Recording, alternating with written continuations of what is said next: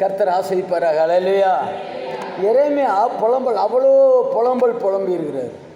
அவரை கொண்டு போய் என்ன பண்ணிட்டாங்கன்னா, இந்த உளையான சேத்துல போட்டாங்க ஒரு கிணறுல. அதுல இருந்து அப்புறம் தூக்குனாங்க. அதையெல்லாம் பின்னாடி அதை சொல்றாரு. உளையான விஷயத்துல நான் விழுந்து கிடந்தேன். எனக்கு அருமையானவர்களே, கர்த்தர் நாமம் மேமிக்கா இந்த வருடத்தில் நீங்கள் எவ்வளவு புலம்புனீங்களோ அந்த புலம்புலேருந்து கர்த்தர் தீர்ப்பு கொண்டு வர போகிறார். புலம்புனீங்களா இல்லையா? ஒத்துக்கணும். கர்த்தர் பார்த்துட்டே இருக்கிறாரு. புலம்பி இருக்கிறோம். பிரச்சனை வந்ததுமே பயங்கர புலம்பல், கொஞ்சம் நெஞ்ச புலம்பலாம். வீட்டில் இருக்கலாம் அடிச்சு ஓடணும். ஐயோ எதுக்குடா தாலி கட்டினேன், எதுக்குடா இவரை கட்டினேன், அவ்வளோ புலம்பல் ஏற்பட்டதா இல்லையா?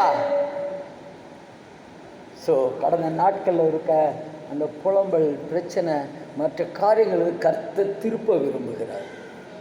இந்த வருஷ கடைசியில் திரும்பிடுவோம். அவர் தான் திருப்ப முடியும். என்னால் திரும்ப முடியாது, உங்களால் திரும்ப முடியாது. போகிற வழியை விட்டு திரும்பணும்னா அவர் தான் நம்மை திருப்பணும். அதான் வேதம் சொல்கிறது, கர்த்தாவே எங்களை உம்மிடத்தில் திருப்பிக் கொள்ளும், அப்பொழுது திரும்புவோம். எப்பொழுது? அவர் திருப்பும் பொழுது நாங்கள் திரும்புவோம். நானா திரும்ப முடியாது. நீங்க படை வீரர்களை பார்க்கும் பொழுது அந்த சார்ஜன் அல்லது அந்த சுப்பீரியர் அப்படின்னு தான் திரும்புவாய். அவனா திரும்பவே முடியாது. நம்மளால திரும்ப முடியாதுங்க. சுவாபத்தை விட்டு திரும்ப முடியாது, பிரச்சனை விட்டு திரும்ப முடியாது, கட்டுக்களை விட்டு திரும்ப முடியாது. கர்த்தர் திருப்பணும். கர்த்தர் தான் சொல்றாரு பாருங்களேன், கர்த்தாவே எங்களை உம்மிடத்தில் திருப்பிக் கொள்ளும், அப்பொழுது திரும்புவோம். பூர்வ காலத்தில் இருந்தது போல எங்கள் நாட்களை புதியவைகளாக்கோ. புதியவைகள் ஆக்கணும். அவர் தான் ஆக்குவார். என்னால் புதுசாக ஆக முடியாது.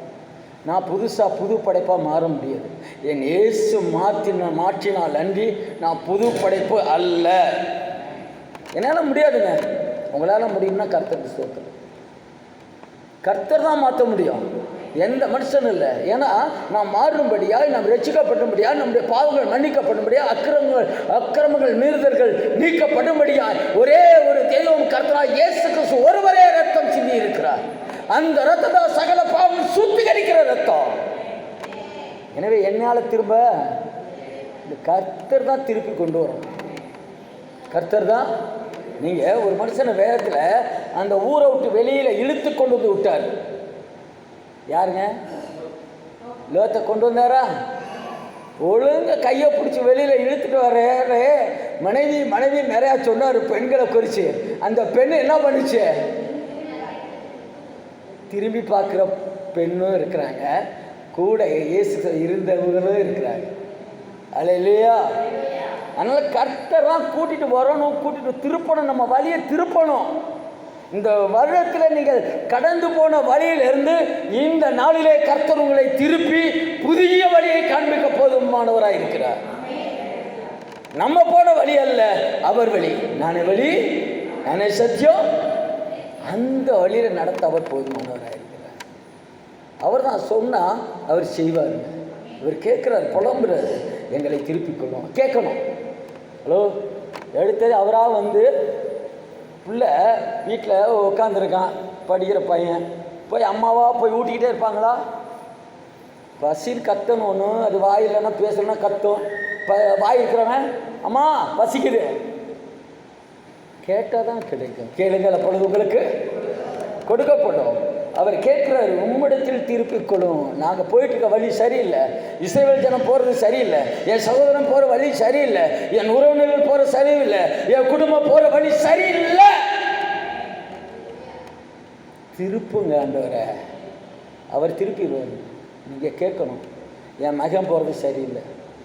நான் என் மகனை எப்பொழுதுமே அப்படி தான், ரொம்ப நல்லவன், அதெல்லாம் கரெக்டாக வேணும், கரெக்டாக கொண்டு வந்து அவ்வளோதான். அதுக்காண்டி என்னது ரொம்ப ரிஸ்க் எடுத்து பெரிய காரியங்களை நினைக்கிறது இல்லை.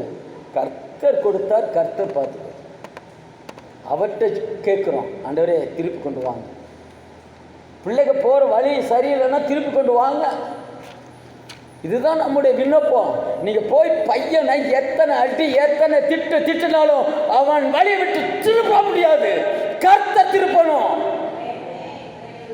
எந்த பிள்ளையும் எந்த பெற்றோரும் திருப்ப முடியாதுங்க. நிறைய பேர் பெரிய ஞானத்திற்கெல்லாம் ஞானவான், அல்லேலூயா, ஞானத்துக்கெல்லாம் ஞானவானா நிறையா பேர் இருக்கிறாங்க. அவங்க நான் பிள்ளைய திருப்பிடுவேன், குச்சி எடுத்து 4 வெளுப்பேன், இருக்கிற ஆள்கிட்டெல்லாம் சொல்லி புத்தி சொல்ல வைப்பேன். எந்த புத்தி பிள்ளைக்கு ஏறாது. எந்த புத்தி சொன்னாலும், பெத்த தாயா இருந்தாலும், தகப்பனா இருந்தாலும், சாவனா இருந்தாலும், நண்பனா இருந்தாலும், அவர்கள் சொல்லுகிற புத்தி உள்ள போகாது. அவனுடைய வழியை யாராலும் திருப்ப முடியாது. கர்த்தர் தான் திருப்பணும். அதுக்கு திருப்புறதுக்கு ஒன்று செய்யணும். ஆண்டவரே எங்களை திருப்போம், எங்களை திருப்போம். என்ன செய்யணும்?